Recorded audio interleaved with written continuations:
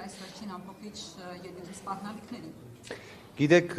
երբ հնչեց նշված բառը, որը չեմ ուզում կրկնել, հաշվի առեք, ես նույնիսկ նախընտրական քարոզարշավի ընթացքում այդ բառամթերքը չեմ կրկնել, փոխարենը դիմել էի վարչական դատարան, նշվածի վերաբերյալ կարգապահական պատասխանատվության միջոց կիրառելու ամբողջ կուսակցության դեմ, ինչպես նաև դատախազություն էի հաղորդում ներկայացրել։ Հետևաբար ես գտնում եմ նշված արտահայտությունը կրկին կրկնելով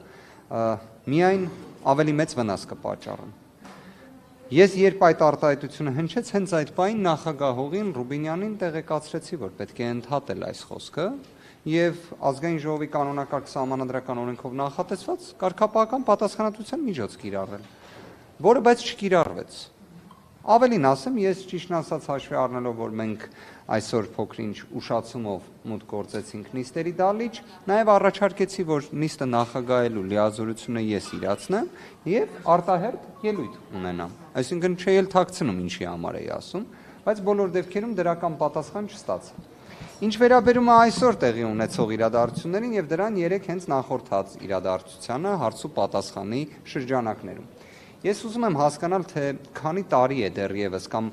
միգուցե շաբաթներ, իհարկե դա ռոմանտիզմի տիրույթում, պահանջվելու է այս իշխանություններին, որ իրենք ի վերջո հասկանան, որ մի բան է քրեական գործ հարուցել,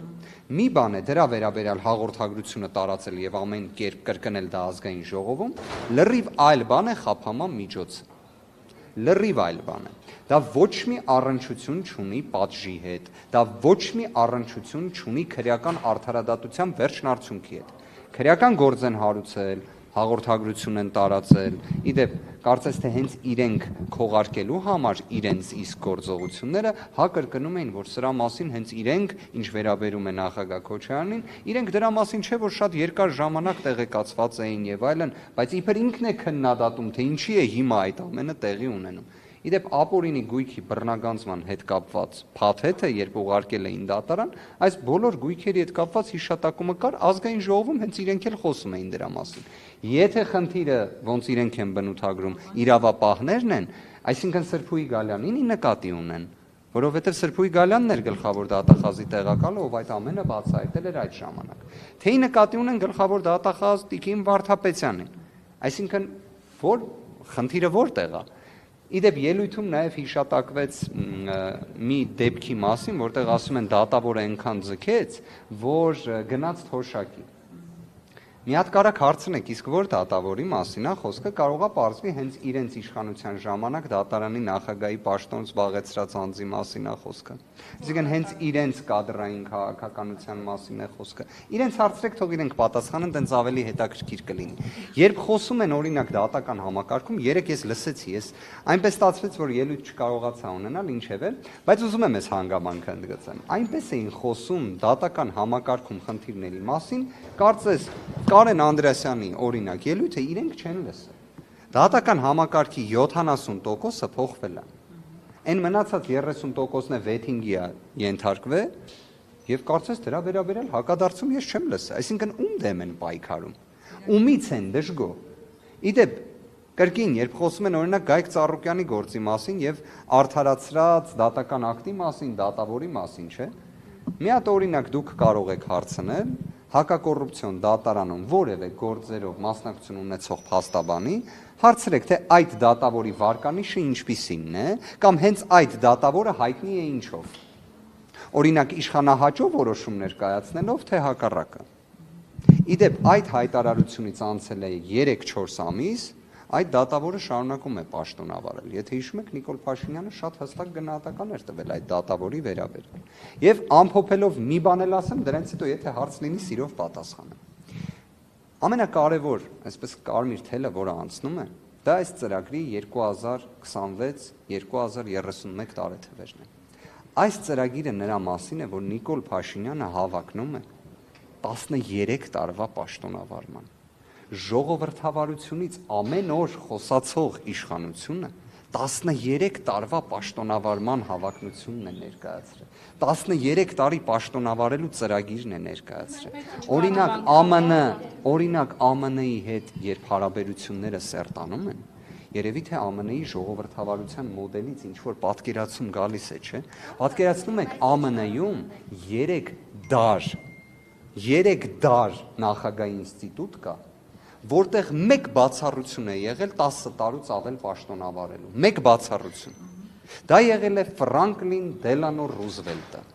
Այսինքն Ֆրանկլին Դելանո Ռուզվելտը, ով երկրորդ համաշխարհայինում հաղթանակ տարավ, ով կարողացավ հաղթահարել սոցիալ-տնտեսական ամենամեծ ճգնաժամը ԱՄՆ-ի պատմության շրջանակներում, խախտեց սահմանադրական այդ մշակույթը, որից հետո իրենք սահմանության մեջ ամրագրեցին, որ այլևս ոչ մեկ դա չկարողանա անել։ Հիմա Նիկոլ Փաշինյանը, ով 8 տարվա ընթացքում 3 պարտություն է բերել, սոցիալ-տնտեսական որևէ խնդիր չի հաղթահարել, արտաքին քաղաքականության սպառնալիքներ է բերել, օկուպացիա է բերել Հայաստանի Հանրապետությունում մինչ օրս եւ դրա հաղթահարման ուղղությամբ ոչինչ չի անում,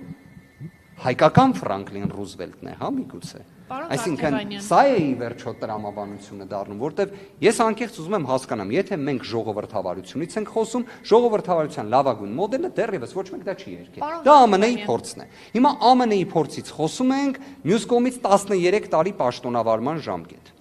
Վայր դրեք մանդատները եւ հեղափոխություն արեք, հանրապետության հրապարակը ձեզ է սպասում, ասաց վարչապետ Նիկոլ Փաշինյանը։ Եթե հնարավորություն ունենանք, կարող ենք 2018 թվականի Նիկոլ Փաշինյանին հարց ուղենք, ինքը ինչի մանդատները չդրեց։ Ինչ որ խնդիր կար։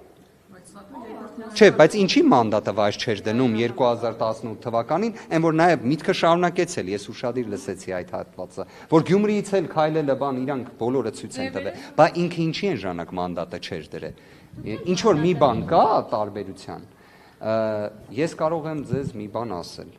դեռևս Հայաստանի Հանրապետության պատմության մեջ չի եղել այնպիսի կառավարության ծրագիր, որը ներկայացվել է վերջին 2 օրերին, թե հայ հասարակությունը ինչ գնահատական կտա ի վերջո այս կառավարության ծրագրին, կապրենք կտեսնենք, մի բան էլ կա, Հայաստանի Հանրապետությունում դեռ չի եղել իշխանություն, որը պաշտոնավարի այնքան, ինչքանի հավակնությունը ներկայացրել է Նիկոլ Փաշինյանը, ավելին,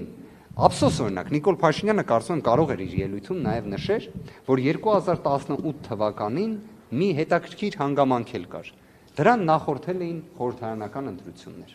այդ խորհրդարանական ընտրությունների արդյունքում Հայաստանի Հանրապետական կուսակցությունը չէր ստացել 50+1 քվ, չէր ստացել, 2026 թվականին էլ քաղաքացիական պայմանագիրը չի ստացել 50+1 քվ, ձեր գործընկերներից մեկին էր իդեպ ճեպազրույցի ժամանակ ասում էր, որն է ժողովրդի լեգիտիմության քվեն, այսինքն ոնց է դա չափվում, ասել էր, որ դա 50+1-ն է, բայց երևի այդ 50+1-ը հիմա կասի դա ուրիշ բան է, բայց դա ամեն դեպքում այդ 50+1-ը իրենք չունեն, իրենք ժողովրդի մեծամասնության, իմ համոզմունքը նա է, որ Հայաստանի Հանրապետության ժողովուրդը իր խոսքը կասի, դեռևս միջազգային փորձը, ընդդիմությունը, ժողովուրդը միասին, ես կասեմ հետևյալը, ընդդիմությունը հեղափոխություն չի անում իշխանության առաջարկով, առնվազն նման օրակարգ մեզ հետաքրքիր չի, ինչքան էլ այդ առաջարկը այդքան համառորեն ներկայացնեն։ Ես մի բան էլ ասեմ, առնվազն վերջին 2 օրը մի հետաքրքիր հանգամանք էլ ցույց տվեց, որ Նիկոլ Փաշինյանը որքան էլ որ ցանկանա, բայց իր մոտ այդ բարևարկության հետ կապված, ես չեմ կարծում, չէ, իրենց ներկուսակցական կանոնագրքով նախատեսված այդ բառը, որ կարելի է միշտ կրկնել, չեմ կարծում։ Իդեպ ցավով եմ սա ասում, չի ուզենա սա ասել, բայց դե իմա։ Զինված ուժերում երբես դեպքերը լինում են, վստահ եղեք, այնտեղ ոչ թե իմ բառամթերքի խնդիրն է առաջանում, այլ այն ինչը որ ասեց, որ պետք է անի ընդդիմադիր առաջնորդների նկատմամբ, այդ բառամթերքը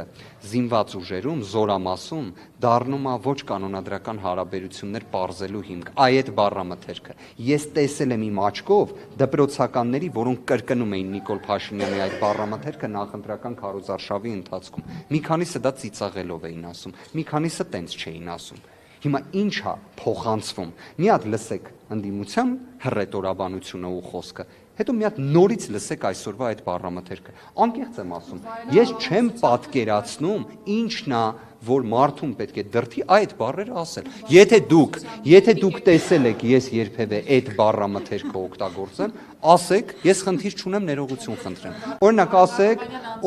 ասեք Արամ Վարդևանյանը 2021 կամ 20 կամ 23 կամ 24 կամ 25 թվականին այսինչ արտահայտություն արտահայտությունն արել։ Եթե ես այդ ձևի արտահայտություն արած լինեմ, ներողություն կխնդրեմ։ Բայց իդեպ մի բան է ասեմ, եթե Էդգար Ղազարյանը հիմա վարչապետի պաշտոնն զբաղեցնի, հիմա գնամ հետը խոսամ, ասեմ չի կարելի, որովհետև կարծես թե ազգային ժողովի падգամավորը եւ գործադիր իշխանության ղեկավարը սահմանադրությամբ մի քիչ կարգավիճակի տարբերություններ ունեն։ Իդեպ սահմանադրությունն էլ որ ասում ենք, մինչ օրս հələ հարցա չէ առաջանում։ Մենք ինչ ենք հիմա քննարկում։ Մենք չպետք է քննարկելուց լինեինք ազգային ժողովի ձևավորումը, կառավարության կառուցվածքը, իդեպ որով իրանք պետք է իրենց ծրագիրը իրականացնեն, չէ՞, ոնց որ պետք է մեկը մյուսին հաջորդի, ոչ թե նախորդի։